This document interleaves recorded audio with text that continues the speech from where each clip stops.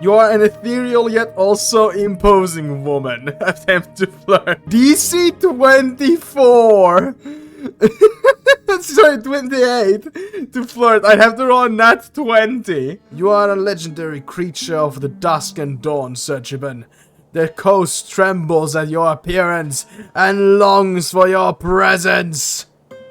Yes, well, bards will surely write songs of my accomplishments, that is true. On 3. 1, 2, 3. Flip the table. Oh, fuck! Hello, everybody. Welcome back to Esoteric Ebb. Previously, we found a Monty Python and the Holy Grail reference. A mimic who we recruited into our party, who was hidden away in a secret wizard room. And discussed accommodations and permissions with the Coin Lord Darrow, who has now given us permission to enter the exploded tea shop. As well as giving us accommodations in exchange for swearing an oath to do his will. Although we did change the words a little bit so that we were doing the will of the god whose name we whose name we used to do the vow, rather than the coin lords. So, good morning, Ettir. The Celestial appears to focus on her work, a stack of many documents with her many eyes. There's no acknowledgement of your presence in her many eyes. She's avoiding eye contact in an effort to avoid conversation. None of them are looking at you. What are the odds? I am busy. I'll just look at the documents. They are detailed notes about the tea shop. You don't mind me asking you some questions, do you? What's,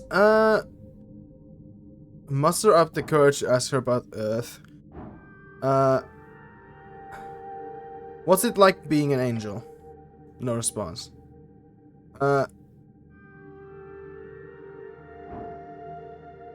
Again, just, let's ask about Earth. Fuck. Shit, you clench, the angel's presence causing you to shake. The body does not hold. It cannot stand the overwhelming aura of divinity. Could be that she's a hot woman. Or the divine aura, either really. Shake and also shiver. Cleric, I am busy. Move on. You must try again later. This is important. I'll try again now! Fuck yeah! You clench. You pause unnecessary bodily functions, and some necessary ones like breathing. Then you focus on the goal, speech. Tell me about Earth. She stops writing. She mimics a sigh. The faded man god.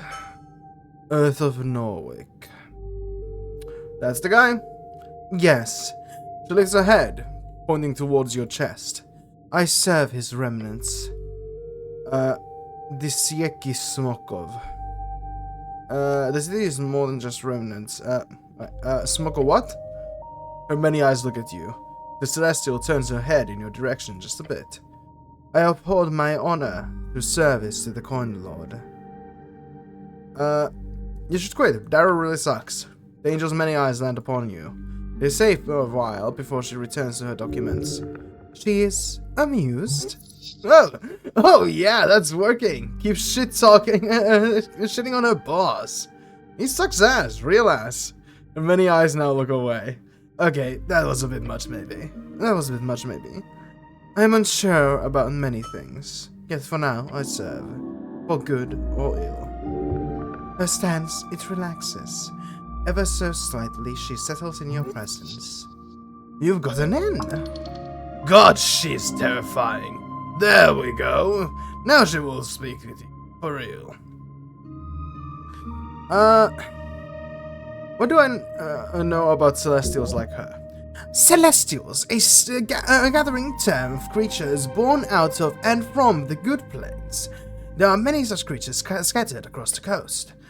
The only major civilization of Celestials is located in Divinitorum, the Golden Horde. Divinitorum, one of the 8 bands along the coast, It is an askew plain, a slope growing into the sacred wasteland, home of celestials, birdfolk, and originally halflings, as well as the scars of divine warfare. I should keep talking to her. She is lonely, but her demeanor does not scream, please socialize with me. What do you know about the pale man in the morgue? She closed the book flung before her. Avoid that creature. There is darkness there. Her halo spins erratically for a moment. I have been told not to interfere, both with the mortician and his helpers. The pale man's reputation is insane. What the hell is he? Something is certainly off about him. Helpers? Mercenaries, creatures who roam below, dark spirits. They are unofficially sanctioned. None oppose their presence, or Viskin keeps them in line. Another reason not to get in Viskin's way. Do not engage them unless forced. Did he have something to do with the tea shop? Not likely. Why? Viskin has been a presence here for almost 4 decades. To our knowledge, during all this time, he has never caused any issues. Beyond that, Viskin is also in tight cooperation with the halfway Pritch tribe. Since they are the main drivers in this investigation, it would be strange if Viskin was behind it. Although if you find any evidence towards his involvement, let me know. Shouldn't I keep an eye on him then? If you wish. I suggest not engaging. Don't. You don't actually have the skills necessary to actually cross that guy. He's something else entirely. Maybe if you play your cards right, you can get something out of it. What is he? At best, he is a weak arcanist. At worst, he's a powerful arcanist. A true arcanist would be fascinating. It's not impossible to imagine. Okay, good info, thanks. She opens her books again. Do not engage, that is my advice.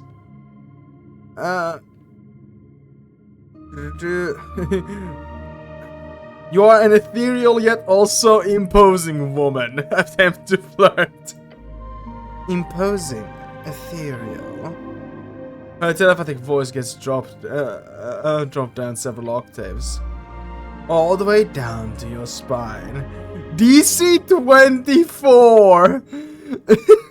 Sorry, 28 to flirt. I'd have to roll a nat 20. No, never mind. Never mind that, actually. Her many eyes stare at you for approximately 3.5 seconds. Then she says, okay. Maybe at some point I'll succeed in that.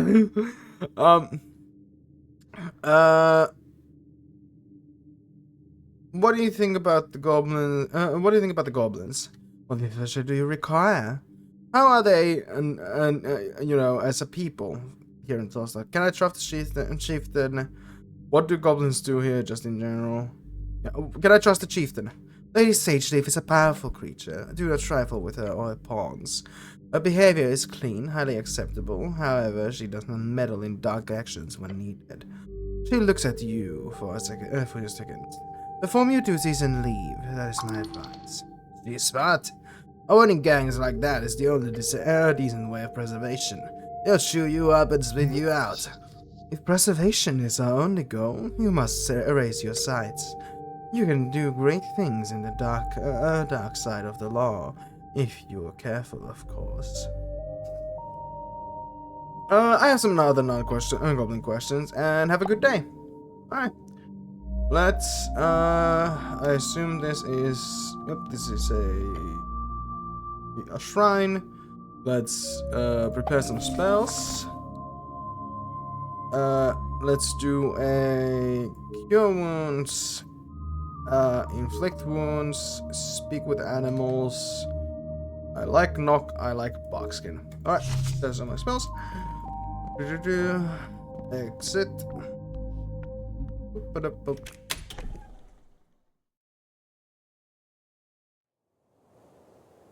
Okay. Let's grab some apples. Thank you. The match is apple tree. It's bracken. A branch from the majestic apple tree in the magistrate's yard. Seen anything suspicious lately? The tree does not respond. If you think this tree knows something, you should get in touch with the primal magics. Primal magic is said to be the earliest and most feral type of magic. Okay. Goodbye, tree. Druidcraft, whispering the spirits. You get a tiny sensory harmful sensory effect that follows you. Effect allows you to engage with primal entities that would otherwise hide from your presence. I guess it doesn't speak. How do I reach those apples in the roof? You would have to use Mage Hand, of course, in order to proceed, in order to procure, make sure to dive through every source of esoteric knowledge you can find in this forsaken fortress. Do not bother, just climb it, it's easy. Hell yeah, let's go!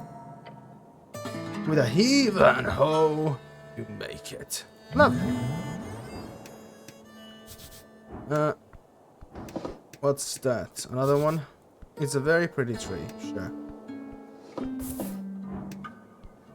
Let's grab those. Whoop. Oh, some shards of jewelry? Wonderful. That'll be good. And the last one.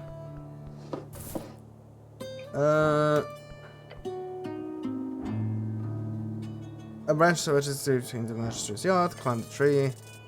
Fuck. Grab the branch and attempt to heave yourself. You heave, yet you do not tow. Though despite the rough landing, you still, in a sense, make it. Yep, we just fell, unfortunate. Hello, Snell.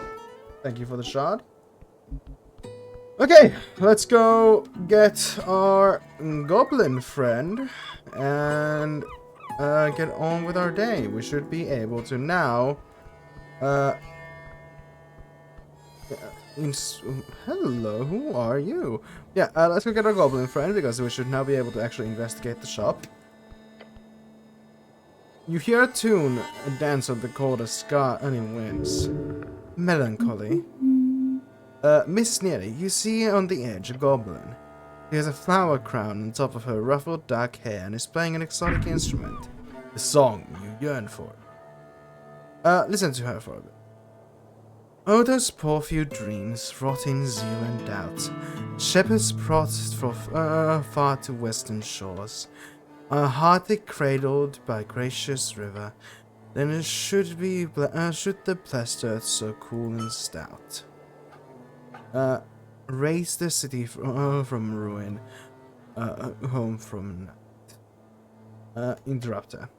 The moment you open your mouth to speak, the goblin stops plucking her strings. She stares at you with wide eyes open. Hey, you! Hey! Her frustration is palpable. She was about to berate you, but stopped herself, afraid of the law. Hey? Hey, do I need to stop playing or what? You're scaring her. There is no laws against public performance in the Tolstad district.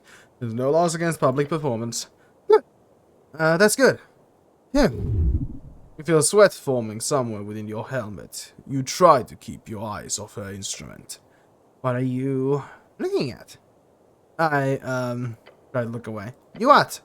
The rhythm, the tone, the general noise of it. You truly yearn for music. But do you have what it takes? Careful, don't be awkward about it. Ask for a song.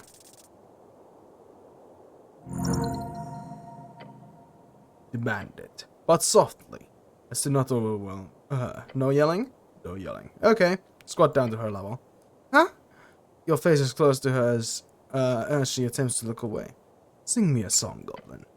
She carefully turns her face to you with a blank expression. Make it a good one. I don't normally take requests, she says, her face almost touching the front of your helmet. But I can make an exception. She plays a chord that gives you a deep sense of relief. You're not sure where it's from, but you know you've heard it before. As she intensifies, the music takes over. Your body starts to move. By the time she finishes, you feel energized, fresh, even free. Your legs stop moving, and the goblin glares at you. Thank you. You're welcome. Gives you a look. I'll have a look that says, now will you leave me alone? Oh, will you please leave me alone, you strange human? This poor girl does not want you to bother her. Maybe you shouldn't. Are you a local bard? Wouldn't use that term. I'm just a player, a musician, make my living in the taverns. Why not call yourself a bard? Because it's be weird. You don't go around calling yourself a wizard, do you? Druid. You are? Yeah. Give her your most primal look. To the side. There used to be a ton of real bards in the arcane era with real magic music. Esoteric music. Nowadays, it's much more rare. Though I've met a handful in various taverns. But not me. So, need to register me as a spellcaster. So no need to register me as a spellcaster or anything. I'm just a normal musician, thank you very much. There are indeed magical performances across the coast. They are not so rare if you know where to look. This is a very interesting conversation. Are there any cool bard-only spells? I don't know that, cleric. Once again, I'm not a spellcaster. Okay. Are the bards always music-oriented? I've only met musician bards, but I've heard there are all kinds of spellcasting bards. There's a famous story about a playwright bard. How does one become a magical musician? Good question. I have no idea. Maybe you should do some research into it, if you care so much. Maybe you should. I'm not going to declare myself a bard, I'm only going the druid route, so okay, I've heard enough about bard. Sure, okay. Is it good living, being a not bard? She gets a look of disgust on her face. No. No? No. Good tips only come so often. I'm an artist. I get enough to keep working on my tunes. Not a crown more. Sounds like a plan to me. What's that wooden thing you're holding? Huh? It's an instrument. Is that helmet on backwards? Rude. It's not. Rude. It's not. Sorry. To be precise, it's an Elysian lute. It's said to act as a tiny portal to the Fey realm when played right. Sounds wonderful. It is. She glances to you, almost as if she's worried you're going to steal it. It could be worth something. Don't steal a hungry artist on the street. Steal from a hungry artist on the street. I have some other questions. When do you play? Oh, you want to come listen? Not quickly. Have fun. I play at the Drunken Sphinx tonight. If it goes well, I might put one or two more shows before the election. You can show up if you want. Please tip if you do. What are you voting for in the upcoming election? That's a question. Why'd you ask? I'm just interested. Okay, but do you see how you asking that is a bit, what do you say, pointless? Really? Yeah, really. If a city cleric comes up to someone and asks them for their political opinion, it would take a very special kind of person to not just say what the cleric wants to hear. What I want to hear? Yeah, I'm biased, obviously. Biased? You're smooth, a slick cat. You just say what you need to say. No bias in that. Oh, you mean the whole working for the city thing? That's no biggie. She holds out her claw with a confused expression on her face. So getting money from one of the electoral powers won't make you biased. That doesn't mean I like their politics. Really? And what is your politics? Be careful, if you get it right, she might grant you more information. Tell her how much you care. You know what the future of this city is. The Ascolists have a good point to make. Sure, one good point, then the rest is a bunch of bullshit. But hey, at least you're not a fascist. Gonna keep playing now. Alright, that's all. Okay, bye. I'll let you off. Damn, okay. Interesting people. I could have declared myself a bard there, but I'm gonna keep being a druid. Let me just actually check the questing real quick. Oh, take root. Yeah, we can take root. You have successfully spread the idea of democracy simply by asking people what they are voting for. Everyone is now better off, thanks to your extremely helpful behavior. You're a real hero.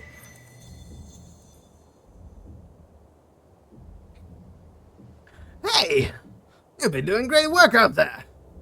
I'm assuming this is about, they're asking people about the elections thing. Hells yeah! You know what that makes you? A herald! A democratic herald! Doesn't that sound nice? And what exactly does that mean? Someone who spreads the word! Someone who gets people to engage with the democratic process. Look, this is what the new world is all about. People talking to each other, sharing ideas, debating, listening. Every conversation is a little spark of democracy igniting. And you're fanning those flames. So here's the thing, all that talking, it's energizing. When you engage with people about what matters, when you get them thinking, discussing, caring, it fills you up, makes you feel alive. Tell me more about Democratic Herald. Every time you ask someone what they're voting for, you feel a surge of vitality. It's the excitement of democracy in action. Democratic Herald, you gain 1d4 hit points each time you ask someone what they are voting for in the election. Here's the thing, all that talking, it's energizing. When you engage with people about what matters, when you get them thinking, discussing, caring, it fills you up. Makes you feel alive. Wait, I didn't get any other choices? Great question. In this case, you're just way too aware of the fact that you have absolutely no chance of ever subverting, changing, / affecting this particular democratic process. And you obviously can't stop yourself from spreading the word, no matter what that word is. So here's the thing. All that, it's energizing. Yeah, it fills you up. Makes you feel alive. Alright, I'm ready. I accept it. Democratic Herald. I'm in the new world, Herald. Okay, cool. There was a new thing here. Ettir the Angel, working for Magistrate Darrow as your roommate during this investigation. You'll find her elusive yet intriguing. Find out more by performing the most difficult of techniques. Speaking with her. Okay. Cool.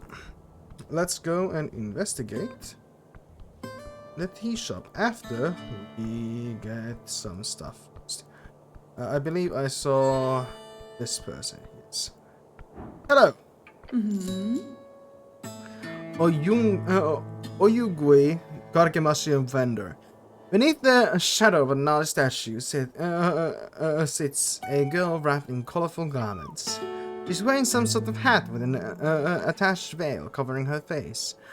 On the ground around her, up on a fancy rug, you see an assortment of strange trinkets.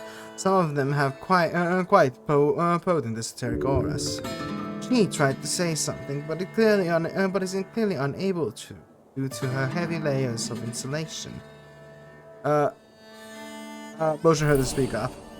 She lifts up the small arm from the underneath the layers, ripping the half mask from her face. I said, God, it's so cold here. You see how her skin has a faint blue tint. That, along with her small figure, makes it obvious. She is a halfling. You carry the thing around? Would that impress you? She taps the statue behind her with an evil grin. Let me introduce you formally. This here is behind me is my guardian, Cruel Wing. Wind cruelty, flying evil, something like that. I call him Filler. Him? The one and only. As for me, I'm Oyugüi, the traveling wind. She who brings that which tingles around the coast from band to band. Her voice carries in a wonderful, exotic tonal melody. My services are available to you if you have the coin. I have some coin. Wonderful to hear. Though I'm still getting used to this. What do you call here? Crown? Yes? Give me your crown, and you shall have the great treasures. No dungeoneer required. She speaks strangely, somewhat. It's like she knows that language perfectly, but the way she talks is off. Of course, she's under the effect of tongues. Tongues, a third-level divination spell. It grants the ability to understand all languages and for the target's speech to be understood by any sentient listener. What do you want, warrior? Make my time worth it. here. It's gold. I'd like to browse your wares. Great. What can I interest you in? For example, she pulled out a yellow scroll from her chest. This here is a scroll called brand languages. Handy if you need to decipher some ancient text or speak with a foreigner. I have 208 crowns. Empty a fruity bottle, please. Give me that helmet. The 10 incense. I need a dream patch. Give me a pair of bone duster canisters. Please give me the scroll of comprehend languages. I would assume so, at such a great price. I apologize if the handwriting is a bit rough. I got it from a gnomish gentleman in Boreni. A pixie dusting friend of a man. That's all for now.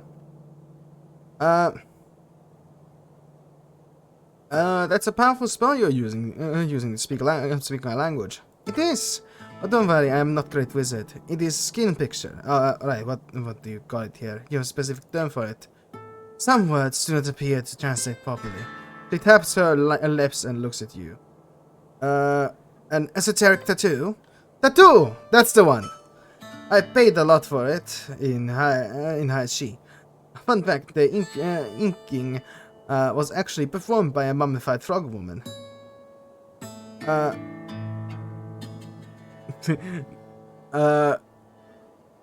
sounds interesting.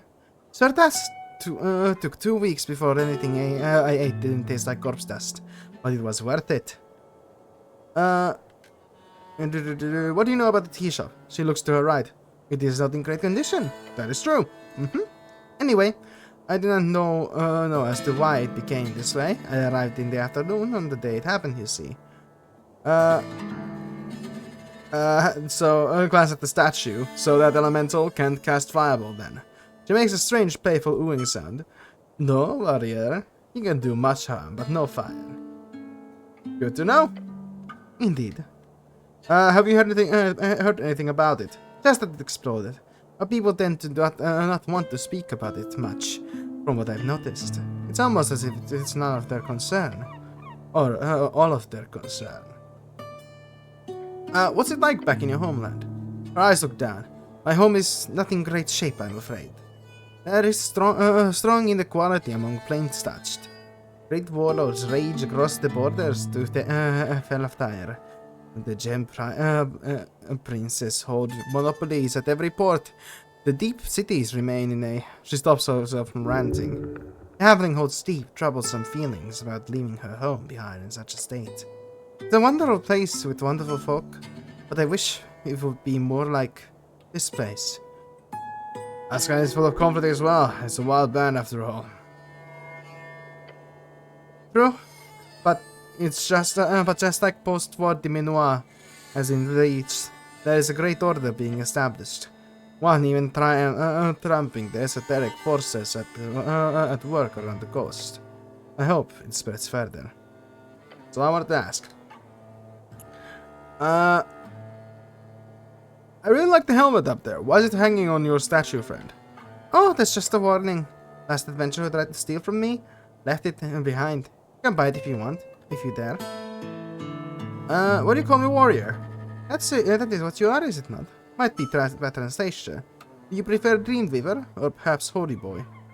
Dreamweaver sounds awesome. Well, it is very hard to say on my end, so I'll stick to warrior. Tell me more about yourself. You want to deep dive? Real deep? Well, where to even begin? I've had many experiences in my travels. If it might lead to you to purchase one of my items, then I will share. Do you come to Norwich often? Hold on, give me a second. I gotta take a sip. Holy shit. Ugh. Less than 30 minutes into it, I'm already talking so much. Ugh. I don't remember if I've done any bits or jokes. I think I've just been talking reading non-stop for 30 minutes. Holy shit. I think I fully blacked out. In the last year, a few times. It's been a very profitable route for me. But I will be going further soon. Since, well, I've yet to get my circumnavigation blessing. Circumnavigation blessing? Oh, you haven't heard of it? It's a blessing folk receive if they go around the coast. Some type of powerful spell or blessing left over from an earlier era. It doesn't really mean much, but people who do it are able to cast a cantrip naturally, and at will afterwards. She holds out her hand, creates a sparkling blue mist to appear above it. Oh, prestidigitation! Okay! I already know prestidigitation, of course, so it's entirely for the fun of it. A personal achievement, if you will. I will say, I've had this discussion with my friends about if you could take one spell or cantrip to have in real life. Well, not spell, but if I could have one cantrip, what would it be? Almost all of us immediately agreed that it was prestidigitation. Prestidigitation is so good. Prestidigitation, a very convenient but difficult to master transmutation cantrip. It can do nearly pretty much anything from heating tea or cleaning clothes to creating minor sensory effects or temporary objects. It's extremely versatile and the talented user is able to wield it to even greater forms of usefulness. So, we'll see when it get around to it. But I've heard how difficult it can be to pass gym these days. So I'll be looking forward to the challenge. I've never been, never even been to the Western Divini Forum. Exciting. Alright, no more personal questions today. And by me, we're gonna go actually talk to our goblin friend. I've been talking way too long to NPCs and not getting back to the back to it. Okay, it's a bike? A handful of bicycles are stationed at the local rack. Yeah, bicycle useful traveling long distances with ease and speed. Used by common workers all around Norway. Seems a poor man's way to travel in the countryside. Bicycle, a tool for a common man to reach distances efficiently and safely. And a valuable tool for like a Do all of them have different opinions about bicycles? Famous used by freestyles during the early revolution to escape the macrocratic forces. Now a symbol of many free cities. Bicycle, bicycleized. Thank you. Bikes are stationed in many places around the city, usually in locales with lots of stairs. There's a stillness here, uncommon sight at the start of the city. Sorry, there's stillness here, an uncommon sight at the start of the city. Not a lot of bikes. The usual commuters are probably too scared to head past the tea shop. This particular bike is yours. Hey, Meek! Hi! Check out this bike!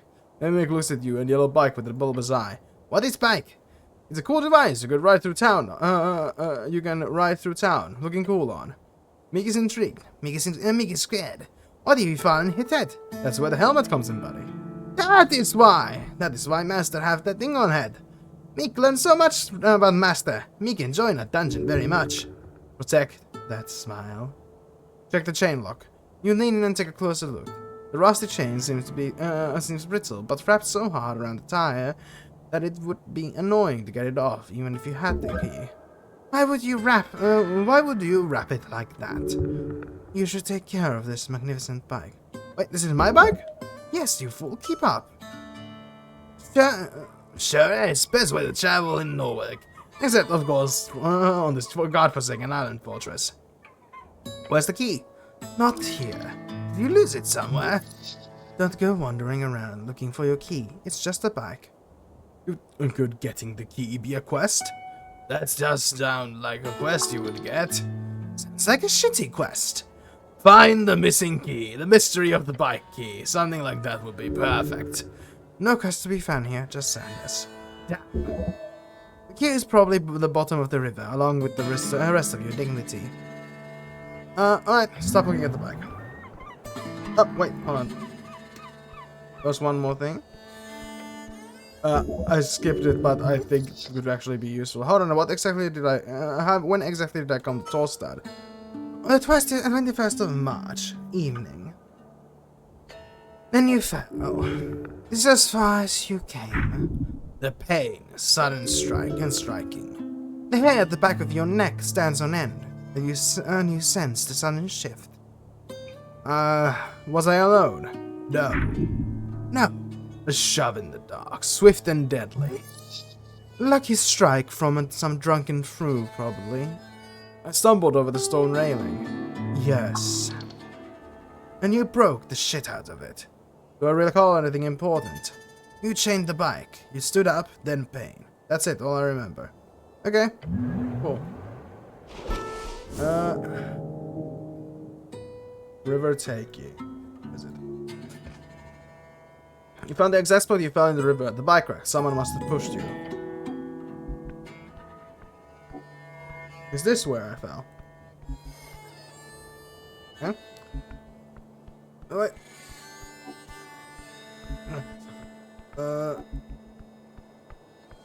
I think this way lets me go down there. Yep. Ooh, a black cat. Yeah. Hey. Hello, cat. On the ledge overlooking the garden, you spot a black cat. Calm as can be, it doesn't even care that you stop and buff next to it. Behold! A cat! Legendary trickster of Norwick. Greetings, who might you be? The cat lifts its head up, its dark eyes squint at you for a second, sniffs in the air, and then ignores you again. Wisdom comes from knowing when to act and when not, and when to not. This cat does not care for you in the slightest. Pet it or something, I don't know. If you wish to hold a proper conversation with this magnificent creature, you need to find the first level spell, Speak with Animals. There we go. You place your palm in front of your face and whisper, "Everything is words." As you do, the subtle movement of the cat appears as not so subtle anymore. Then it snaps, and your mind appears to translate it into a form you understand. Hello, cat. Hmm? You hear a loud scoff coming out of the tiny creature. Been a long time since one of you brutes learned to speak. Do not call me cat, this is an idiotic way to greet someone. I am Sir Triban of the Stones in the Waters. You shall address me as such. Of course, Sir Triban. The cat speaks in a jaded, regal tone. It's adorable. I'll be frank, humano. Never cared too much for your kind. Humano? Understandable. The brute is subservient, fitting for your kind. Well, what do you want? I'm not sharing prey with you, if that's what you're expecting. The cat speaks in a slight cat speech accent, which is logical, but still quite strange to hear from a creature of this stature. Feed his ego enough to get actual answers. You want real answers? Feed his ego. Easiest way to do that is to compliment him. But not soft compliment, hard compliments. You are a legendary creature of the dusk and dawn, Sir Triban. The coast trembles at your appearance and longs for your presence. Yes, well, bards will surely write songs of my accomplishments, that is true. They will! Now, is there anything else you can think of that would be useful for me to hear? The cat yards. Then he said, "I go away if I do." Absolutely. He sighs in a deep grumble, the type of noise you did not expect to come out of a cat. Fine. The blue fire woke me from my slumber. Had I been closer, my whiskers would have been fried. Blue fire? Who's telling the story? Do not interrupt me, brute. I wanted to know who caused the rockets in my territory, so I kept watch. The green munchkins ran around like crazy, trying to put out the flame. You should call Snell that. I saw a brute like you, but in garish yellow clothes. Being interrogated by some of them. Man in yellow, freeze-strider perhaps. And once the fire was out, which did not take long, one who should have wings appeared. On her orders, what do you call it? Tea shop? Yes, they have hammered it shut. Then she did something, wave and glow on it. A locking spell to keep the outsiders from entering the city crime scene, commonly used in the city. That's it, now leave. Thank you for the information. Okay. Where are you, Snell? Let's go in.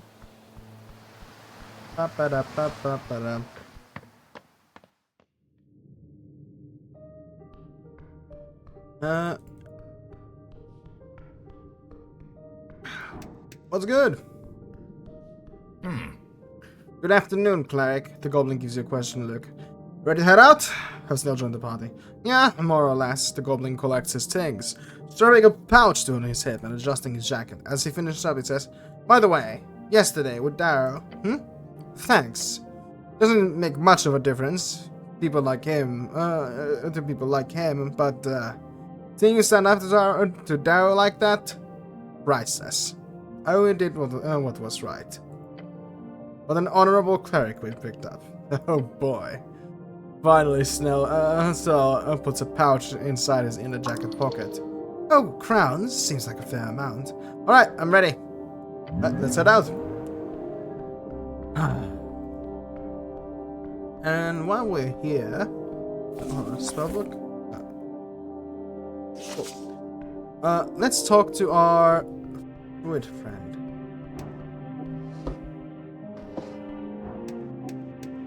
Engage. The elf looks you up and down as you approach. Human. A friendly greeting. Don't know what you did to deserve that.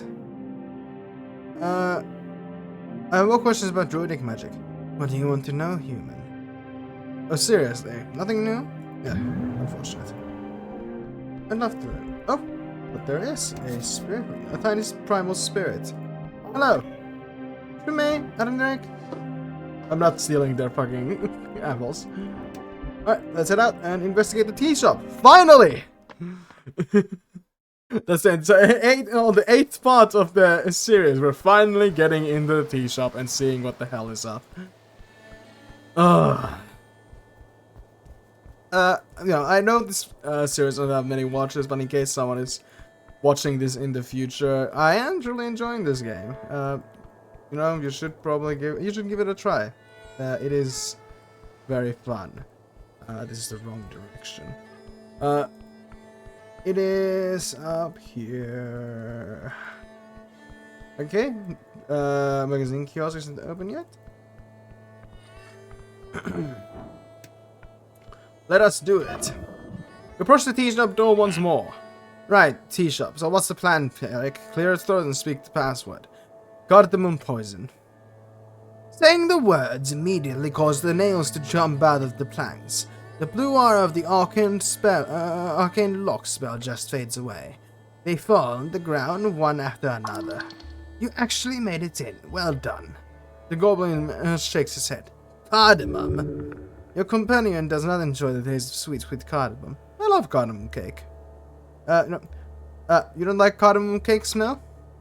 He makes a disgruntled noise. I don't partake, cleric. Beyond lies the ruined tea shop. You can smell it already. It's like you're looking into a burnt-out fireplace. The ash and cinder is all that remains.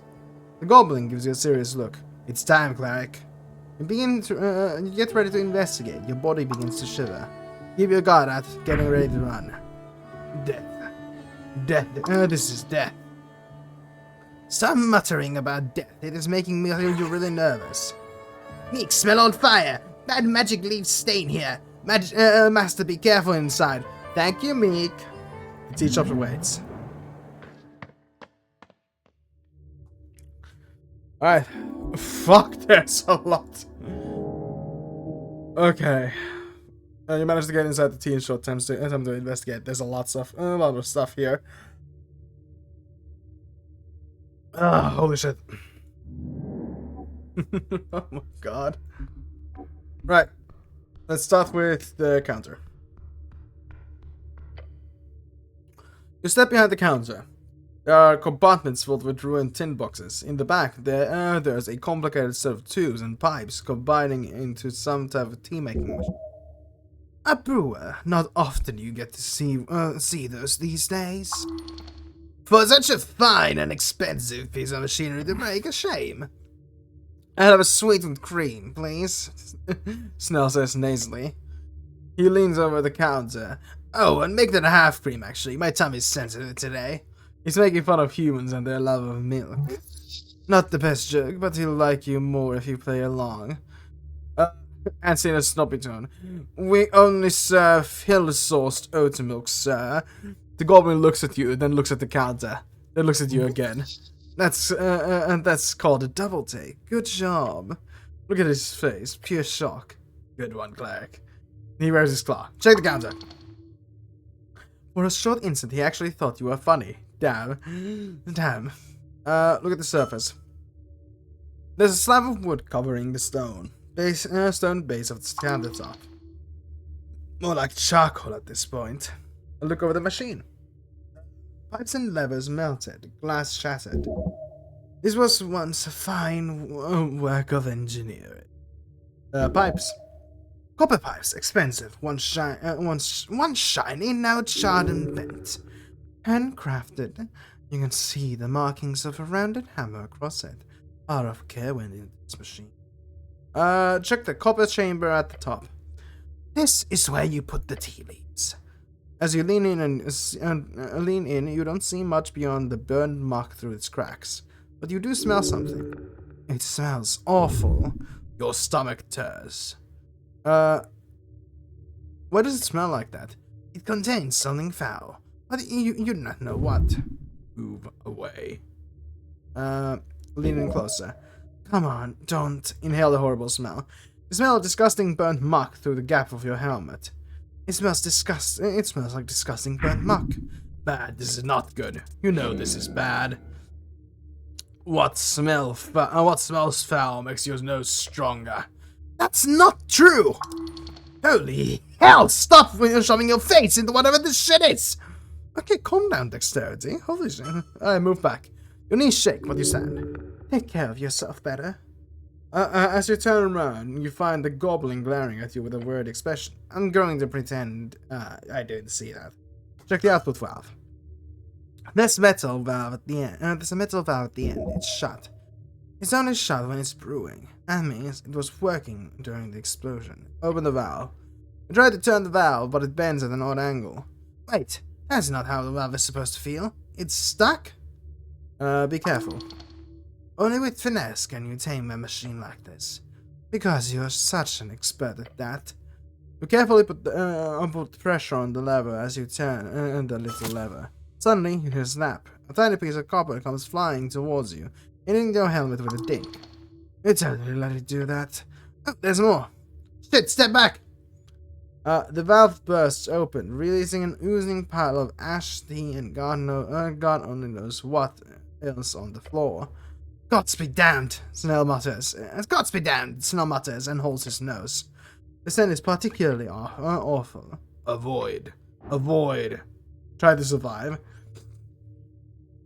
Oh, Meek supports you and you already smelled the shit. Wonderful. Foulness. Well, nothing you cannot stand. My throat is in a bad condition today. You smell the fetid melted ooze. This is disgusting. The goblin is driving next to you.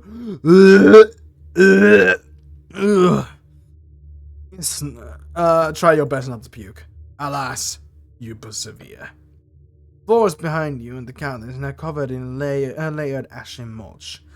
What did I gain from this? A loud ding comes out of the machine as the last dribble of ooze exits the canister. It's still operational? What the hell?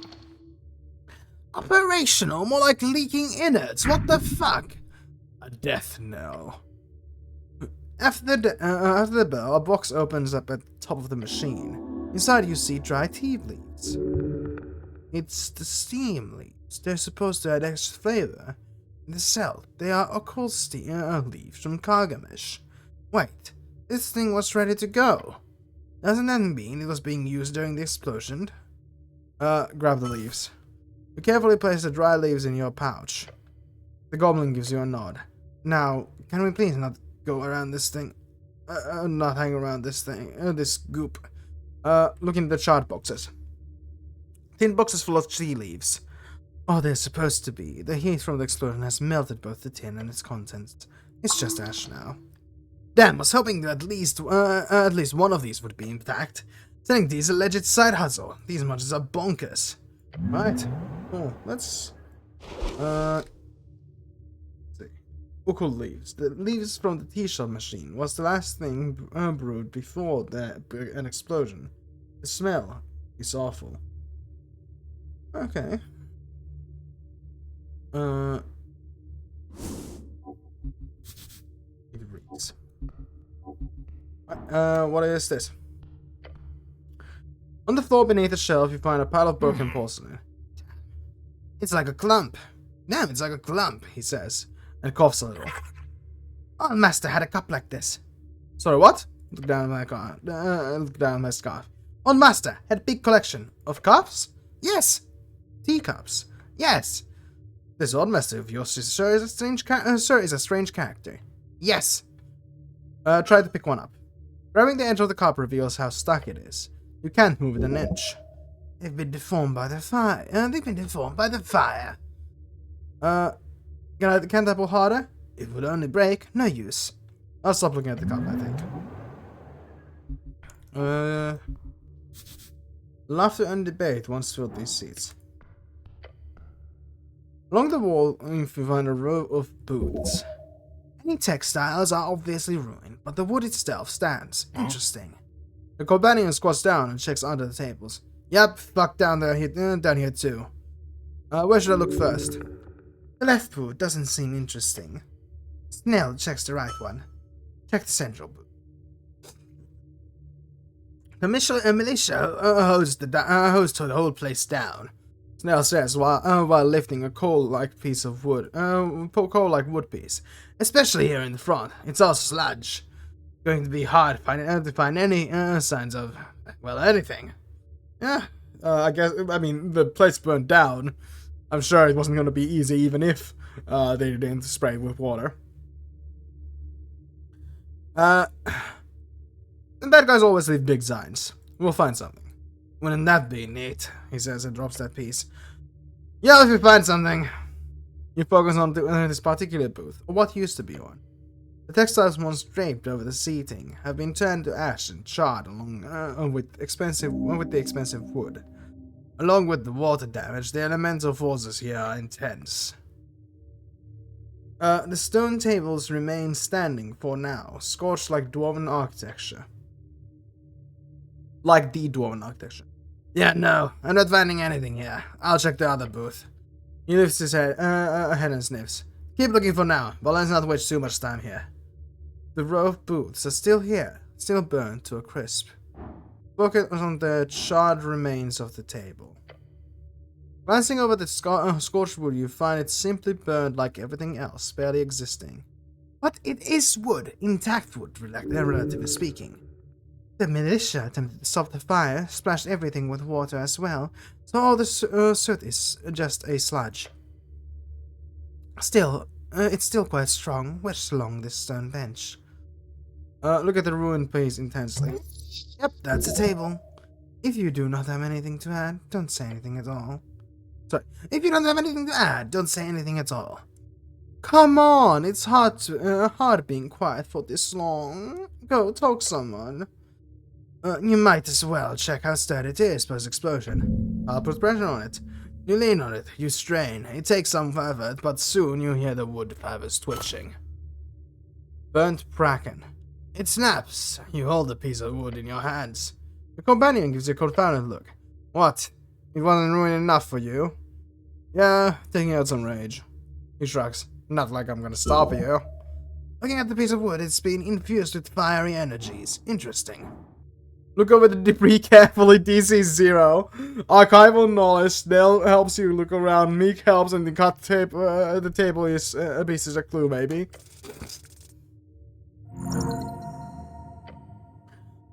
Lifting some of the wreckage, you spend 10 minutes searching around the crevice behind the booth, until something catches your eye. Something not burnt. You reach out and grab it. Melted inland brooch. Inland brooch, yeah. It's a tiny metal leaf. It fits in the palm of your gloved hand. As you wipe the soot off, you find it in a strange condition. Its intricate design shows both value and style, but you feel a tingle down your arm. Esoterical. The tiny leaf fits in the palm of your gloved hand. A magic item. The brooch is half melted. That's a clue. Probably. If this is a magic item, then it should not be easily destroyed. This is a brooch designed by the Inham hands. Their religious leaders and nobility carry these. A glance over to the companion. He hasn't spotted your find yet. Hey! Yells somewhat loudly. He jumps, then gives you an angry glare. Not so loud, damn it! The goblin scoots over to you and looks over the tiny pin in your hand. Strange. Interesting. It kind of survived the fire. Bring it with. Show it to the old lady. Alright, sure. He looks around. Let's just focus somewhere else in here. Alright, stop with the booths. Let me see that item. +2 to charisma, -1 to wisdom, advantage against elves. Okay. Not bad. Is it worth carrying though? No, I'm doing a wisdom check. I guess I could throw it on when necessary, but I think I'm fine. Okay. This large countertop. The only disintegrated thing is the central chamber in this stone slab. It's just very, very cold. A table. It was a table. It was once a stone table. Now it is as scorched as the rest of the tea shop. Maybe leave it alone. Your arms cannot carry that burden. You want to flip the table? It's damn heavy, but we can do it together. Even with Snell, this is really heavy. Do not bother, it is just a table. Hold on, let's change my setup to a strength setup, because I got lots of stuff to help with strength, I think. We put on the sword. We put on the bucket helmet. Constitution minus strength minus. We equip the. Oh, shit. What's going on? Yeah. We put on. Do I have anything else strength increasing? Yes, I do. Alright, with that I have 13 strength. It's kind of shit, but who knows? Let's try. Yeah. I'd still have to get a nat 20. Alright, well, unfortunate. Likely won't be succeeding on that, but it's okay. And you and you. Alright. Back to my regular build. You know what? Let's try it. Even if we fail. Can hope for a nat 20. No. You make your best attempt, but with a big block of scorched wood just won't. Damn, says the goblin says, panting. Heavy. I need to. Let's look around more. Come back this later, I guess. Oh, I need to breathe. Okay. What's this? Whatever content once filled the chamber has been pushed up against the cracked walls. The dwarven masonry is damaged in various locations, and every single thing is in this chamber is burnt. This is the center, but where exactly did the explosion originate from? Wrong words. This is the center, but where exactly did the explosion originate from? The stony tiles, scorched rocks, and general aesthetic make this look like a dragon's lair. Beware. Beware. Check the debris. Just a quick search reveals nothing but charred rock and iron scraps. Remnants of furniture, shelves, maybe chairs. Pushed up into the corners of the room, a violent and sudden force of heat commenced all. It was instant. Then everything became nothing. Check the iron beams along the walls. Once they stood straight, holding the ancient tunnel upright. Yeah, it's a miracle this place hasn't collapsed entirely. You should probably leave. Check the ceiling. Your heart beats quicker. You glance upwards, finding the somewhat high ceiling in the chamber to be scorched, but intact. This place will stand for now. Could this be caused by a spell? Spells can cause most things. Yeah, very obvious that this chamber has been hit by a fireball spell. Or any other equivalent of explosive force. First, localize the origin point. Fuck. You are surprisingly confused. You spent 10 minutes looking around. There's clearly damage in the center of the chamber, and the walls obviously pushed everything towards the walls. But no matter where you look, there's no clear epicenter. You need more on this. Nothing. Alright, we can take a break or something. He's frustrated. There is more. Far more. The fire is spreading wildly in all directions. The center is many. I'm literally standing in the center. I know what it is. You look around and find the damage confusing. While centered in the chamber, the damage appears uneven, as if its force of the explosion was struggling with itself. With that thought, you received vision, replaying the event in your mind, an explosion. In the chamber. Conflagration spreading. It just doesn't work. However, you experiment in your head with the idea of multiple explosions. Suddenly it clicks. The floor. It has several marks. You start counting. 1, 2, 3. It's not enough. Look around the chamber. You see several points from which the fire clearly spread. This explosion. And the explosion is no. Explosions. Explosions. Multiple.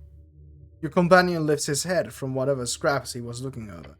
What did you say? You keep counting. 4, 5, 6. Even that is not enough. Fires immense force. 7, 8. You point at the last spot on the floor you can see, near the west wall where you're standing. 9. 9? 9 of them. 9 of them. The goblin gaze dances around across the chamber. You see his face contorted as it dawns on him. More than one, he mutters. You're about to blow his little mind, aren't you? You hold up 7 fingers, 9 separate explosions simultaneously. Why 7? He stares at your fingers. He won't mention it, he's too kind. He looks around the chamber, concerned. Walk me through it. How do 9 explosions go off at the same time? We got a cabal of sorcerers? A coven? Or what? Careful now. Do you really want to share this info with him? The goblin is not your boss. You don't need to tell him anything. It'd be useful to keep it to yourself for now.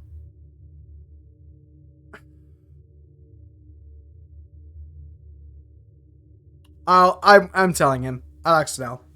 I want to keep Snell my good son. Necklace of fireballs. He says and pauses. You can see his mind working behind his sharp eyes. Do you think it's possible? Like the assassination of Priestess Ilona. Didn't know you were a history buff. He ignores your comment and looks around at the destruction. The mass-produced shit they use in the Ghost War. It wouldn't get close to this level of force. You're telling me someone tossed 9 beads of fireball, essentially a fully charged and practically invaluable magic item, into a damn tea shop? Could be an esoteric mystery as well. He chuckles. If Norwic's gonna be filled with esoteric buckets of fireball, then... Well, he clicks his tongue. And whoever wins the election is in for a fun time. He rubs his eyes. Well, shit. Another thing to report. Old lady's not gonna believe it. What are these books? Once there were shelves here filled with magazines. You've seen this type of construction before, not at the tea shops. Images of loud dwarves arguing over articles flash in your mind. The main draw of Tree Shop is the available outlet of magazines. Pay for an expensive cup and get an access to latest stories. Win-win. You like to read, Snell?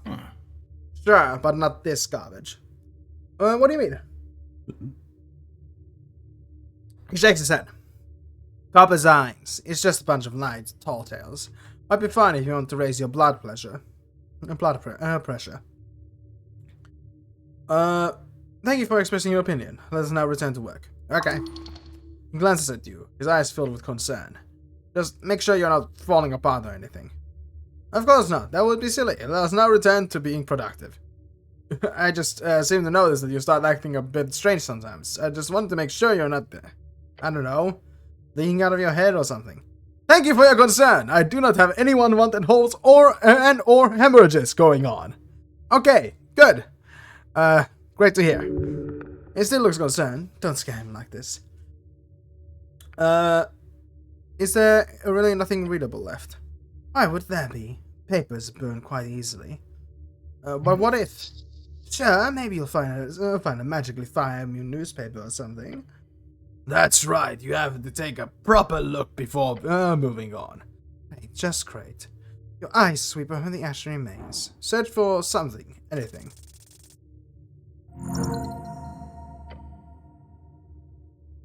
Among the mess, you notice something solid. Moving away from the small pile of burned magazines, you discover a paper completely unharmed by the flames. It's a bit dirty, but a quick shake reveals the title. The Undercommon. Okay. Oh, for fuck's sake. This paper is cursed, I tell you. We spent a fortnight fishing these bad boys out of the sewers last year. What kind of asshole thought magically indestructible paper was a good idea? The faint tealish outline on the paper, not quite glowing in the dark, but almost. It can't even be burnt? Nope, not even magical flame. Is it any good? Design? Sorry, zine, like a magazine, okay. The zine? Nah, it's shit. The magical elven brooch was damaged, but not this. Merely the fire damage sure is something, huh? Okay, let's put it away. Popularized fanzine, shoddily printed and filled with letters, fanfiction, and reviews. It's essentially the collection of writing from various local theater shows, musical artistry, and nerdy activities. This issue seems to be full of info about LARPing, which is taking the youth by storm. Okay. Cool. What is this? Laying in the patches as the iron door has fallen off its hinges. Look at the corners, they're bent. Look at the bent corners of the door. An incredibly high temperature must have been involved to cause this door to be bend like this. And it's bent outwards, so clearly the origin of the explosion was in the back. Meek, what do you think make of this? Door, it's very hurt. Meek, feel bad for Door. Bad magic did this. Master careful. Whatever did this still may be here. Look at the hinges. The hinges are connected to the wall via thick iron nails. Difficult to woven design. They use a metal known as Horsted on doors like this. Looks like they've been ripped right out of the stone. No. Wait, no. That has been bent as well. Interesting. Then this was a combination of force and heat. An esoteric effect. Just a spell. DC 1 or DC 0. To melt iron like this, it would require incredible heat, especially for Hearthstone. Remember when you from your studies the art of the fireball spell. Awesome power, it was often used in the horrific efficiency in the coast war to eliminate entire legions. But to reach degrees hot enough to soften this iron, it would have to be of 7th level or higher. More realistically, considering how the flames have forcefully escaped from the back rooms by bending the door this way, 8th or 9th level. Okay, we're dealing with an extremely high-level spellcaster. Fuck. We're kind of screwed, I think. A broken table or shelf. Okay, cool. And the last thing I can do now? A frame for a painting. Actual picture was obviously burned away in the blast. It is iron, it remains. Wait, iron, but the door got melted, but the iron didn't? Look closer at the frame. Iron, melted to hell, but somehow still intact. Ah, gotcha. Okay, it was melted. Right, not as affected by the fire as some pipes you saw in the central shop of the chamber. Right, anything else? The frame holds on and nothing else. No signs beyond that left by the flame. What sort of painting do you think it was, Snell? Drummer does strike me as the type of guy to hang a picture of himself. What do you think? Self-portrait sounds about right. They're both forgotten to care about themselves. Fuck no, I'm not saying that shit. I bet it was a painting of a door. What? A door? Like to trick people. Trick people. They'd walk into the wall, they'd go, hey, I can grab the handle. The goblin glares at you. Be funny. Sure, funny. Maybe we should keep looking for actual clues. Good idea. It is. Sad to see it ruined like this. Yes, it's a tragedy. All art is sacred. You have no way of knowing if it was even beautiful. Sorry. You have no way of knowing if it was even beautiful. It could have been a horrific abomination of a painting. There is beauty in all art. Drivel.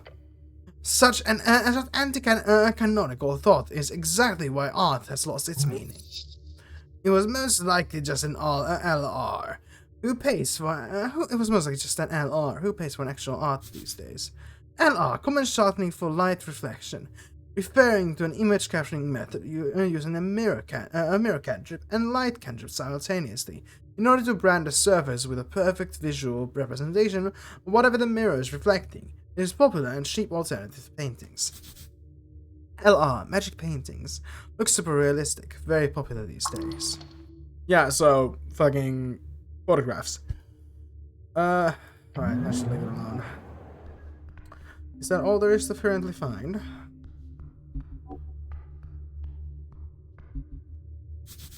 How the hell does this place still stand?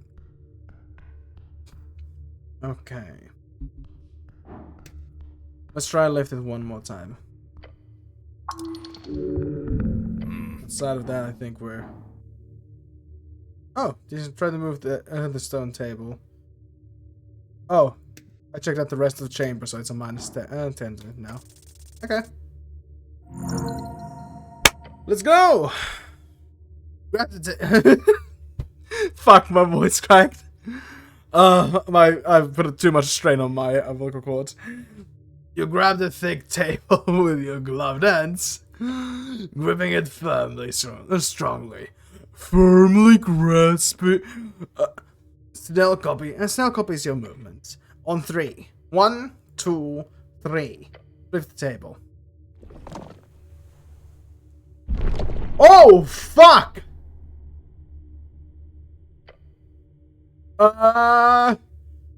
That's a person. Someone died. Okay, shit. Staring in the dark corner of the tea shop. Mid soot and broken tiles, you see a corpse. It almost disappears in the destruction around it. An aura of sorrow. This is a pure tragedy. Beyond any imaginable degree. But the music shift, holy shit, okay. Shit got serious. Snell stares at it. He's silent. Give him a second. He'll appreciate it. Gods be good. Huh? I'll lower my head in respect. You spend a moment next to Snell in silence. Your thoughts landing on the disfigured remains. It haunts you. The corpse appears completely charred to you. Such destruction would make it very difficult to identify. The size is average, in human terms, somewhat slender. Hard to make out anything other than that silhouette. The goblin steals himself. How much experience do you have with corpses, cleric? You're an expert. Clear throat. And the goblin breaks his intense stare down at the corpse and turns to you. He's afraid the corpse will awaken. Not an unreasonable concern. Cleric. Not much. What about you? I'm no expert, but you know, part of the gig. Yeah, right. Like those dainty little claws have ever touched a corpse. A lie. He wants to seem more experienced than he is. We should do a preliminary checkup, just to scope out the scene. Then we'll get a transport to the Lich House, I guess. We should have Viskin examine it. Ah, he's barely listening to you. I'll check the, head. You, check the hands or something. He's keeping a healthy distance. The goblin's afraid. He does not want to touch the corpses. You feel bad for him. I'll step up. You take a few careful steps up to it. Kneel down. Seeing it up close causes you to shake. Look at the torso. A dark mass once skin. Now appears to be but a solid mass. It does not even smell. She was incinerated. Fully in an instant. The intense heat caused a rapid muscle contraction, freezing the woman in place. She placed herself in this position, most likely to take cover from the explosion. Nothing but black, brittle carbon residue. However, you are quite certain this was a woman. The mortician will have to determine that whatever led her to this corner, it was quick. Woman, unknown age. She caught up in this position moments before the explosion. She did not suffer. Got it. Good info. He leans in, slightly closer. Too far to see anything. The poor goblin. Focus on the hands. You see, the left hand is half destroyed. The right hand is clenched near the victim's hip, holding something. A clue, of course. You've read stories like this. The victim always grips something important when they die. Looks like something brittle in the grip. Perhaps leave it for later. Oh, this is bad, unless you want to break that fist in 1,000 pieces. Hey, maybe you do. Ooh. Ooh, do I want to try? Let's leave it for later. But next, yeah. The mortician will handle it. Check out the head. Ah, yeah. Not much to see. Fire's burned off. Everything. No pain. This was an instant destruction of the mind and soul. You sense it by looking at this twisted husk of a person. It was a quick death. Gods be good. The thought of one moment being here and another being not causes your stomach to churn. But charred beyond recognition, the skull itself is fairly intact. The mouth is intact. Good. Why is that good exactly? So you can have someone to talk to, of course. Speak with dead requires intact mouth of the corpse. Successfully mimic speech. Speak with dead, a third level necromantic spell, allows you to animate the spirit into a corpse and have it answer 5 questions as long as the corpse retains a sustainable vessel. That mainly boils down to still having some sort of mouth, including a functioning jaw. Even in this condition, the corpse should be a valid target. Do I know anything else? Good question. Looking for distinguishing features, you do notice something interesting. The ears. Yes? Get the ears before. Yes, now. He squints. Where are they there? What about them? Look. Is the shape off to you? Well, yeah, because they're fire, unless you mean. He steals his head. Oh. Oh. Wait! Despite barely keeping an unrecognizable form, one remains of the ears have a particular shape. They're sharp, pointy.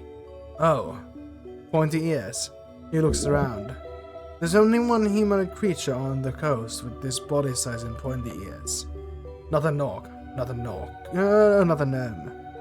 Modest to yourself, and not a human. The goblin takes a step back. No chance. Denial for both of you. It's unbelievable, but just the concept of such a rare creature being found in a second-rate tea shop. There is no doubt. Oh no. Your companion glares at the corpse. His head slowly turns towards you. Oh no. Oh dear gods. It's a damn elf!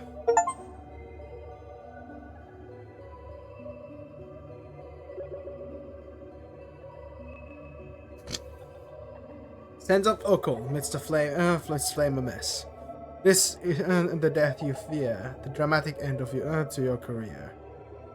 Did they know? No, they couldn't have. Yet you have, through no means of your own, landed in this trapped hallway of a mission. You have only one choice now. Find out exactly why this happened. Who killed the elf? Who blew up the tea shop? You feel the answer must lie below. Far, far below.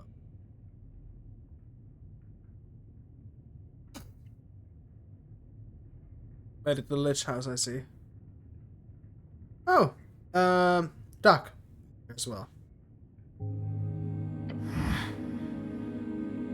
Your eyes follow the towering dark knight as he walks past, heading down the stairs. The body is secured. Good, good. The pale man answers behind his desk. Snell leans against the iron slab, his eyes fastened entirely upon the elvish course across the chamber. I think I expected a dwarf. Huh? A dwarf. Make a manly grunt to acknowledge him. The tea shop used to be a gathering place of the Asgards. My first thought was of infighting or political assassination. But an elf. There's like 3 of them in the entire city. What should I say? Just share your feelings. Ask him about it. Like how fucked you both are. How bad is it? The Inen are powerful, even in Norwick. It's one of their own got offed. Yeah. You're spell trouble for sure.